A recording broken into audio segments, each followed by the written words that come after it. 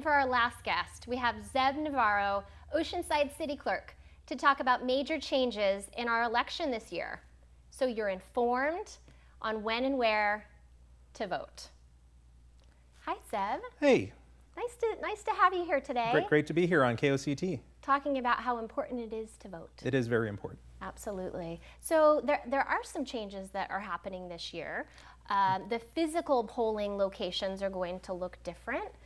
Can you tell us a little bit about what to expect this year when we go out to vote? There's going to be a lot less polling places this year. There's only going to be 14 polling places in Oceanside, and they're mostly going to be at schools throughout the city.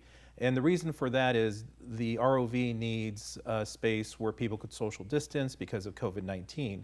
So your polling place that you probably voted 2 years ago, or even in the March election, is not going to be your same polling place for the November election. Okay. It's when you get your ballot in the mail, everyone's going to get a mail-in ballot, and you're going to see your polling place on that ballot. And you could either turn in your ballot there, or if you prefer to vote in person, you can request to vote in person, and they can print you up a ballot there on the spot, and you can vote just like you would at a normal election.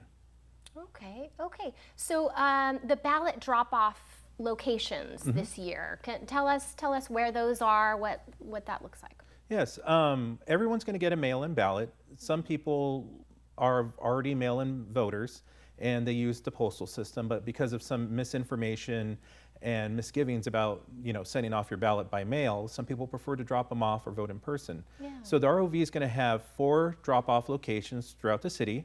They're going to be the 2 branch libraries, the Civic Center and the Mission Branch Library. Great. The YMCA Youth and Family Services on Barnes Street and the Matino Family YMCA.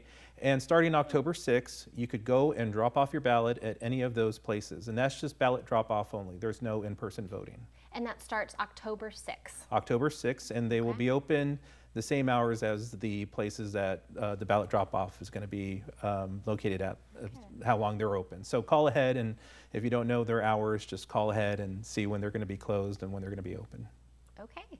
All right. So from a historical perspective, when George Washington became president, I think 1789, only 6% of people were eligible to vote. So what is it like now, and why is it so important that we have that opportunity to vote and to take advantage of it?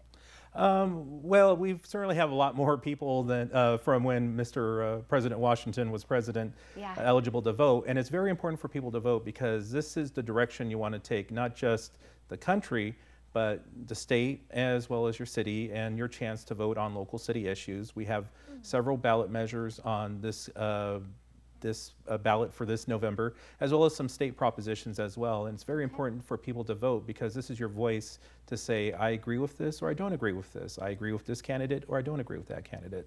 Yes. So it's very important that people exercise their right to vote. Yes, absolutely. And if someone does send in their ballot, how can they track it? Can they find out where it's at, whether it's been received? Yes, people could go to sdvote.com and click on Where's My Ballot? And it tracks your ballot just like you're tracking an Amazon package from when it leaves ROV to when it gets to your house, from when you deliver it back to the ROV and it gets back to the ROV. And you could track it every step of the way. That's wonderful. That's wonderful. So if someone is not registered to vote, and we want everyone to register to vote, are they still able to do that? Yes, they are. The deadline is October 19th to register online, and they could do so by going to sdvote.com. Okay. All right. So we're encouraging people to do that. And Zeb, do you have anything else to share today about the election, the importance of getting out there and voting, whether it be in person at one of those polling places or through your mail-in ballot? Just make sure you go out, vote, check your ballot, do some research. You could research the propositions online at sdvote.com. You could look at a roster of candidates at the city clerk's website, on the City of Oceanside's website. And something a little bit different this year, voting begins on Halloween. So from Halloween to Election Day is when the polls are going to be open. Okay. So that's something new this year. That's a good way that we can remember to get out there and vote. So Yes. when it's Halloween, have that on your mind, go out and vote and make your voice heard. Right, Exactly. Zeb? Exactly. All right. Well, thank you so much for being here today. It was great to be here. Yeah, all right. And thank you for joining us on Oceanside Spectrum. We'll see you next time.